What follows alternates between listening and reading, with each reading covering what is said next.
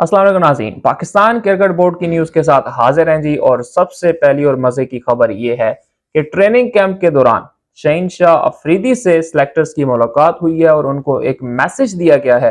वो मैसेज क्या था, उस मैसेज के बाद शहीनशाह का रिस्पॉन्स क्या था, इस हवाले से आपको आगाह करेंगे।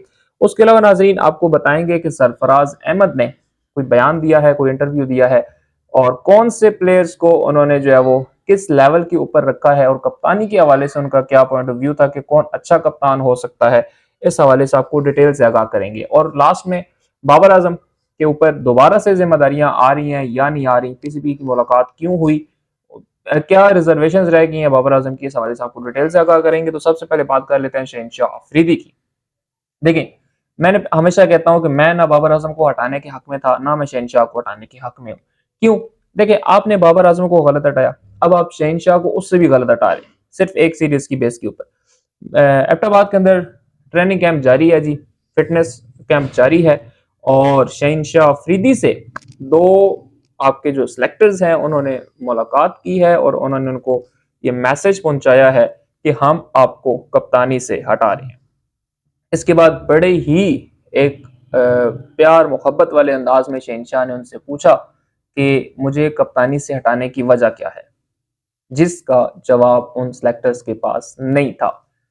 डेफिनेटली जवाब इसका बनता भी नहीं कि क्या सिर्फ एक सीरीज हारने के ऊपर आपने हटा दिया या पीएसएल के अंदर बुरी परफॉर्मेंस के ऊपर आपने हटा दिया, तो मेरे ख्याल में ये कोई जवाब नहीं बनता था। लेकिन उनको ऑलमोस्ट हटा दिया गया है क्योंकि बाबर आजम से भी राब्ते बढ़ चुके हैं। बाबर आजम के जो रिजर्वेशंस रह गई हैं वो बड़ी अच्छी हैं। देखें, ठीक है, शहनशाह के साथ ज्यादती हो रही है, लेकिन बाबर आजम जिस के साथ अब आना चाहता है ना, वो बड़ी पॉजिटिव चीज है। वो उसने सबसे पहली बात ये किया कि भाई मुझे अथॉरिटी चाहिए, मुझे तीनों फॉर्मेट्स की कैप्टनसी चाहिए और मुझे अथॉरिटी चाहिए। क्यों? क्योंकि आपको पता है कि हमारा जो कप्तान होता है ना, उस बेचारे के पास अथॉरिटी उस तरह की नहीं होती, जिस तरह से पहले बाबर आजम के पास शायद उस तरह की अथॉरिटी नहीं थी, जिसके ऊपर अभी उन्होंने कहा है कि जी मुझे अथॉरिटी चाहिए। टीम कौन सी होगी, लड़के कौन से लेके जाने हैं, क्या करना है क्या नहीं करना, तो इसके ऊपर जो है वो मुझे जब तक आप श्योरिटी नहीं देते कि हाँ जी वो होगा जो आपको चाहिए, तो उस वक्त तक मैं जो है वो कप्तानी नहीं ले रहा। अब मसला ये है कि शहनशाह के साथ जाने को हम तैयार नहीं हैं। रिजवान बाबर एक पेज पे हैं, वो बगैर किसी जो है वो श्योरिटी के, बगैर किसी हौसला अफजाई के आने को तैयार नहीं है।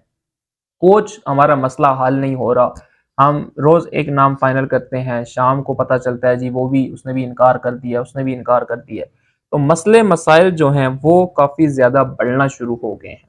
अब हर फॉर्मेट के अंदर अगर बाबर आजम को कप्तान बनाया जाता है तो फिर शान मसूद भी सिर्फ एक ऑस्ट्रेलिया सीरीज के ऊपर जो है वो यहाँ से बाहर हो जाएंगे। हालांकि पाकिस्तान जो है वो ऑस्ट्रेलिया के अंदर कभी सीरीज जीते ही नहीं कर सके दराज से, तो फिर तो वो उन सबको हटाना चाहिए था, उनको क्यों नहीं हटाया।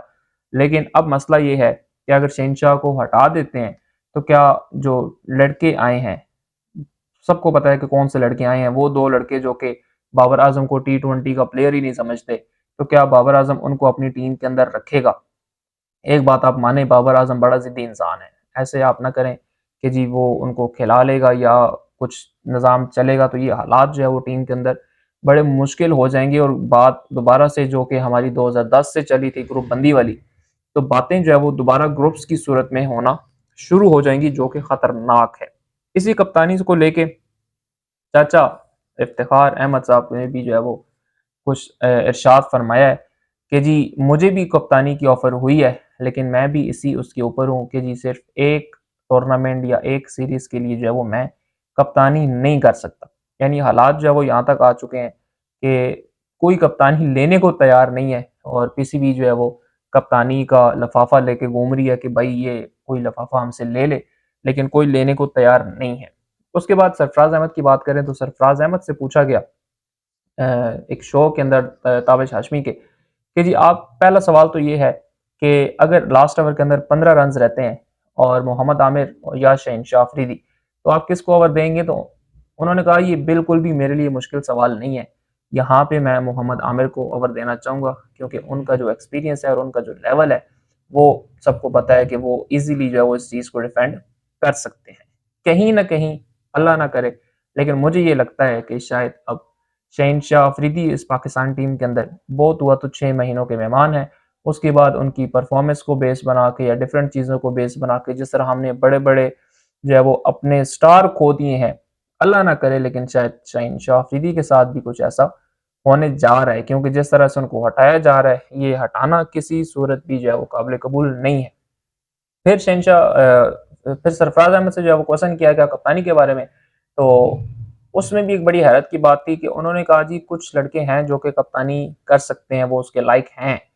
और फिर उन्होंने जब उन लड़कों के नाम बताए तो उसमें शहनशाह अफरीदी था ही नहीं।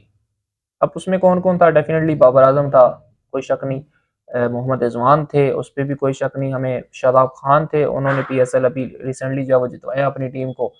तो ये 3 नाम उन्होंने बताए हैं और जो सिलेक्शन कमेटी ने नाम भेजे हैं पीसीबी चेयरमैन को, उसके अंदर भी बाबर आजम और मोहम्मद रिजवान का नाम है। तो अब देखना यह है कि क्या पीसीबी, अब यहाँ पे जो बात रह गई है ना वो सिर्फ इखलाकियात की रह गई है कि क्या पीसीबी यहाँ पे थोड़ा-सा दिल गुर्दा करता है बड़ा या नहीं करता। यहाँ पे बड़ा ज़रूरी है, क्योंकि यहाँ पे अगर आप कप्तान को सिर्फ इस बेस पे बदल देंगे कि जी नहीं बस वो गलती हो गई हमसे, तो फिर ये गलतियाँ आपसे होती रहेंगी। थोड़ा-सा पीसीबी को दिल गुर्दा करने की ज़रूरत है, पहले बाबर को हटाना नहीं चाहिए था और अब अगर हटा दिया है तो अब थोड़ा-सा सब्र कर जाएँ। अब वर्ल्ड कप तक की जब आपकी कमिटमेंट है शहनशाह के साथ, तो फिर आप शहनशाह को लेके चलें। ये ही जो है वो इखलाकियात कहती हैं। बाकी पीसीबी की मर्जी है, अगर वो बाबर आजम को भी ले आती है तो मेरे ख्याल में फर्क कोई नहीं पड़ेगा। लेकिन देखें अचानक हमारी टीम एशिया कप और वर्ल्ड कप में हारना शुरू हो गई थी और फिर उसके बाद पता चला जी वो जी कप्तानी के रोले खुल गए, लड़ाइयाँ हो गई, झगड़े हो गए। तो अब फिर ये ना हो कि वर्ल्ड कप फिर आने वाला है, सीरीज फिर आने वाली है और हमारी टीम जो है वो फिर हारना शुरू कर दे और फिर जो है वो पाकिस्तानी कौम की जो उम्मीदें हैं वो एक बार फिर जो है वो दरियाए नीलम और दरियाए रावी के अंदर बह जाएं। तो ये थी नाजरीन अभी तक की अपडेट्स। अगर आप हमारे चैनल को पर नए हैं तो हमारे चैनल को सब्सक्राइब करें। बहुत जल्द मिलेंगे इंशाल्लाह अपनी अगली वीडियो के साथ। तब तक के लिए अल्लाह हाफिज़।